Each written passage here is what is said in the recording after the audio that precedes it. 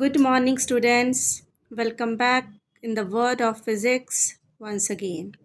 Today we will start with the second part of the chapter physical world. Okay? First video मैंने कल इसकी upload की है, पहले उसको देखें और फिर सेकंड पे आए. ठीक है?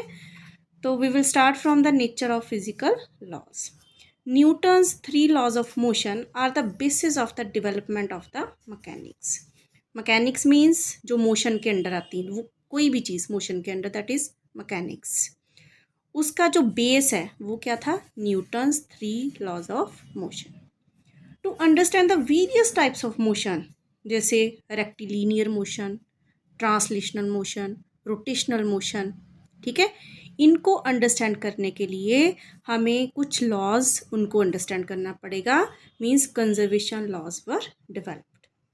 So first one, law of conservation of linear momentum. What is the meaning of conservation?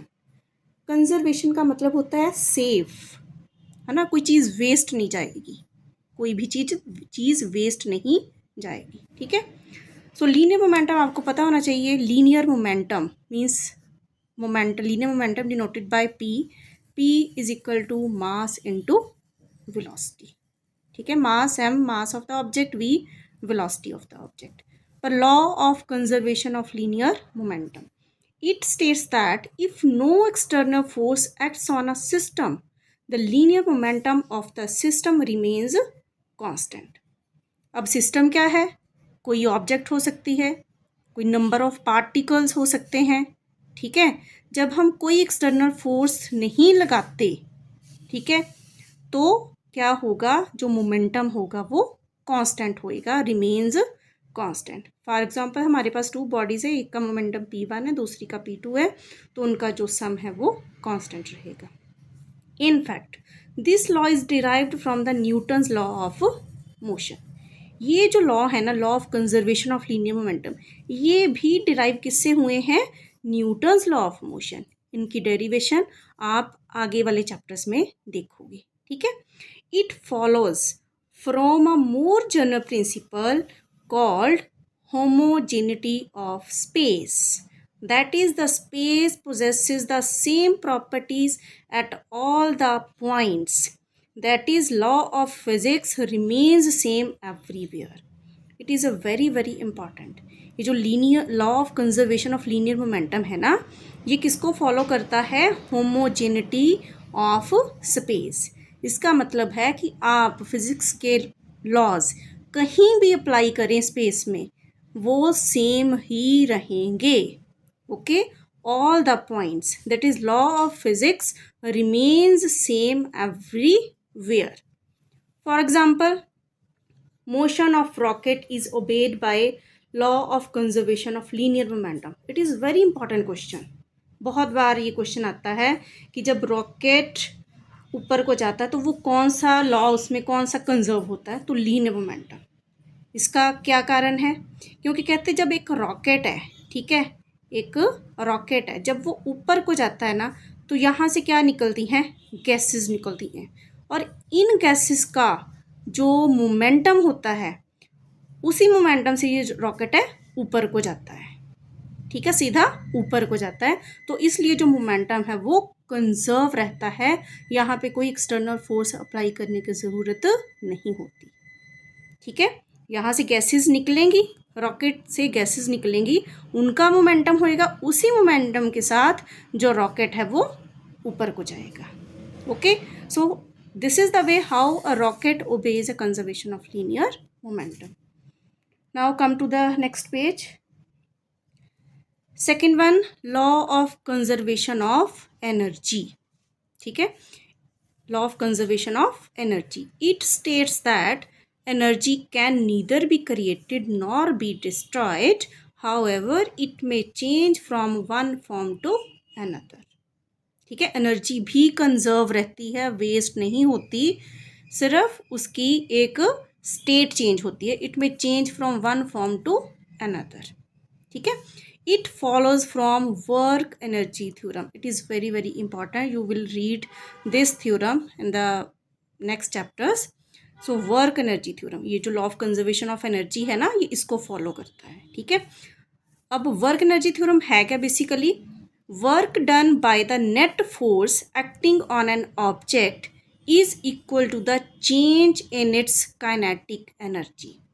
आप किसी सिस्टम के ऊपर, किसी बॉडी के ऊपर कितना वर्क कर रहे हो, वो वर्क किसके इक्वल होगा? उसकी फाइनल एनर्जी माइनस उसकी इनिशियल एनर्जी। ये है आपकी work energy theorem. It is very important for MCQ। Okay, it can be obtain from a general principle. कौन सा? Called homogeneity of flow of time. जैसे लीनियर मोमेंटम था, वो किसके ऊपर था? Homogeneity of space. ऐसे ही कंजर्वेशन ऑफ एनर्जी किसको फॉलो करता है? Homogeneity of flow of time. That is time flows uniformly. It means laws of physics do not change with time. Time चलता रहता है पर फिजिक्स के लॉज वहीं रहते हैं, ठीक है, वो चेंज नहीं होते। For example, when a body falls freely under gravity, एक बॉडी है वो नीचे फेंकी है तो नीचे आ रही है, it's mechanical energy. That is, what is mechanical energy? It is the sum of kinetic energy and potential energy remains same. जब कोई बॉडी है वो यहाँ पे हाइट पे है, ठीक है, अब यहाँ पे उसकी क्या है? Potential energy. पोटेंशियल एनर्जी जब इसको फेंका नीचे, ठीक है, ग्राउंड पे, तो ये किस में चेंज हो गई? काइनेटिक एनर्जी में, ठीक है। तो इसका मतलब एनर्जी की फॉर्म चेंज हुई है, ठीक है। तो इन दोनों का जो सम है वो क्या है? मैकेनिकल एनर्जी, वो सेम रहेगा। Okay, so this is a law of conservation of energy. Now come to the third one, law of conservation of angular momentum. जहाँ पे एंगुलर आए ना, मीन्स रोटेशन की बात हो रही है। किसकी बात हो रही है? रोटेशन की। Law of conservation of angular momentum. It states that if no external torque acts on a system, then total angular momentum of the system always remains constant. जैसे लीनियर मोमेंटम में क्या था? P is equal to mv। यहाँ पे angular momentum क्या होता है? L के साथ डिनोट करते हैं। इसका फॉर्मूला क्या होता है? mvr, ठीक है, mvr। ऐसे सर्कल में कर रही है बॉडी रोटेट, ठीक है, तो ये क्या होगा? इसका रेडियस, मास विद वेलोसिटी, ठीक है। रोटेशन में हम जब फोर्स लगाते हैं उसको क्या बोलते हैं? टॉर्क। ओके, और जब कोई भी टॉर्क, एक्सटर्नल टॉर्क अप्लाई नहीं होती, acts on a system, then the total angular momentum of the system always remains constant. It is derived from Newton's third law of motion. Again, it will derive from Newton's third law of motion, and I am telling you, you will read these derivations in the next chapters. It can be obtained from a general principle, that is isotropy of space. Again, this line is very very important. First one क्या था? Homogeneity of space. Second one, homogeneity of time, and third is isotropy of space. That is, space possesses the same properties in all the directions, ठीक है। Space possesses the same properties, her direction में property space की same रहेगी। जैसे मान लो light है, light travels in vacuum, जिस तरफ भी चले जाए, नॉर्थ साउथ ईस्ट वेस्ट, जिस डायरेक्शन में भी जाए, light will travel in a straight line. Okay, so this is the example. Second example, this is for law of conservation of angular momentum. For example, when a planet moves around the sun in an elliptical orbit, ठीक है, अब जैसे अर्थ है वो सन के surrounding घूमती है elliptical orbit में, its velocity increases when it is close to the sun. जब अर्थ सन के पास होती है ना, क्लोज टू द सन, तो इसकी वेलोसिटी इंक्रीज कर जाती है। It is a important point. And decreases when it is far away from the sun. जब ये सन से दूर चली जाती है तो इसकी वेलोसिटी डिक्रीज हो जाती है। It is due to gravity, gravitational force, क्योंकि अर्थ और सन के बीच में क्या है? एक ग्रेविटेशनल फोर्स लग रही है।